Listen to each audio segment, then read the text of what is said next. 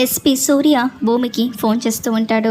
ఇక భూమి phone lift చేసి చెప్పండి సార్ అని అంటూ ఉంటే, మీ అమ్మని మా అన్నయ్యని చంపిన హంతకుడు దొరికాడు అని సూర్య చెప్పేసరికి భూమి అవునా సూర్య గారు అని చాలా సంతోషపడిపోతూ ఉంటుంది.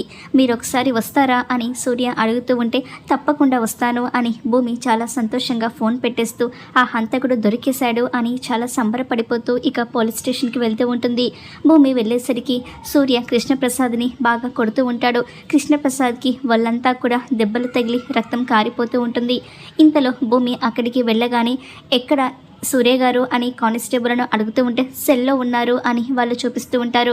భూమి నేరుగా కృష్ణప్రసాద్ సూర్య ఉన్న సెల్లోకి వెళ్తూ ఉంటుంది. భూమి వెళ్ళగానే చెప్పండి సార్ ఎవరు ఆ హంతకులు అని భూమి అడుగుతూ ఉంటే, ఇదిగో ఇతనే అని కృష్ణప్రసాద్ జుట్టు పట్టుకొని మొహాన్ని పైకి చూపిస్తూ ఉంటాడు.